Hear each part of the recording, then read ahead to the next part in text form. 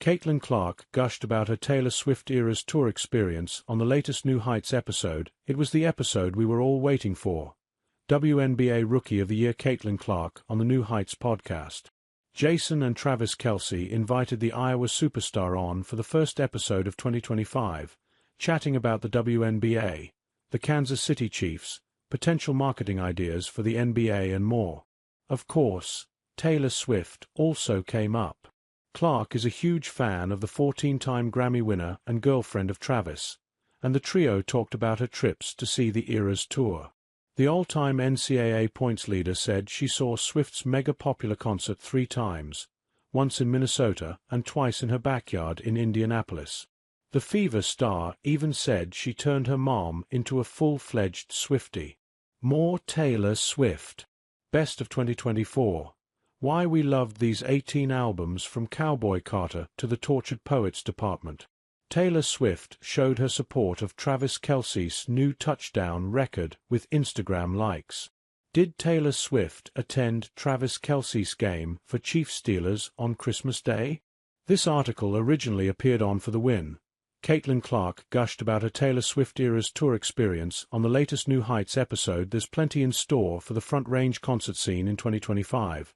From a jam-packed Red Rocks amphitheater calendar to higher ticket prices and massive tours at Colorado's biggest venues. Here's a handy preview. Higher ticket prices. The average ticket price is expected to rise again in 2025, with promoters blaming ballooning costs on unprecedented demand.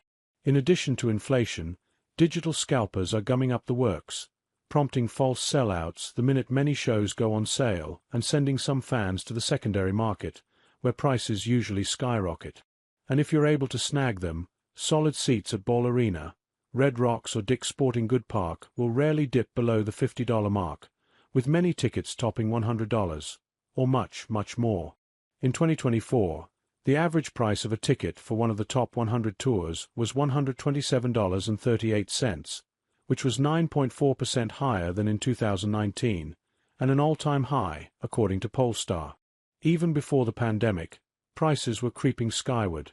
Boulder Weekly reported that Red Rocks tickets jumped more than 60% between 2018 and 2024.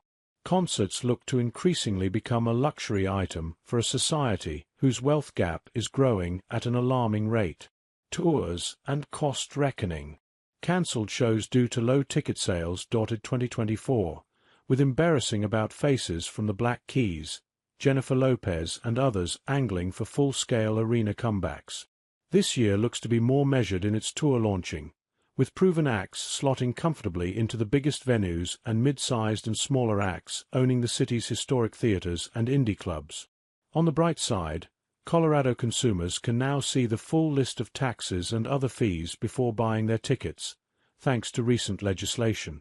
That helps in the decision-making process and offers more transparency on the true cost of your purchase. Huge shows are not going anywhere.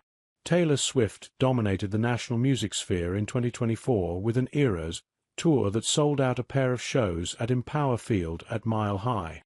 Slightly less top of mind but still huge acts Coldplay, June 10th, Post Malone, June 15th, and Metallica, June 27th to 29th, are hitting Invesco Field in 2025.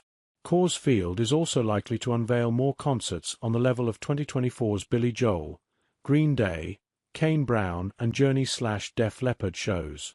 At Ball Arena, which remains the metro area's dominant arena, already announced shows feature Rod Wave, Sebastian Maniscalco, Justin Timberlake and a multi-night run from Billy Strings, and that's just in January.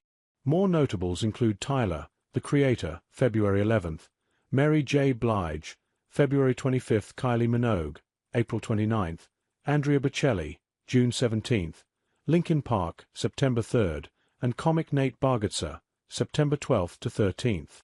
Venues and their neighbors.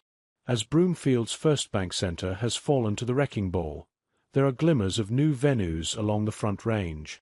What that means for fans is that certain shows may be much closer to home. Colorado Springs music lovers no longer need to drive to Denver to see some Red Rocks headliners thanks to the city's new Ford Amphitheater. That controversial outdoor venue continues to rankle some neighbors over noise issues, which have prompted critics to take their case to local politicians and the news media. Venue, the owner of the amphitheater, recently launched a defiant marketing campaign that dubbed itself fan-founded, fan-owned, and claimed that the AEG Presents booked amphitheater was a disruptor in the industry.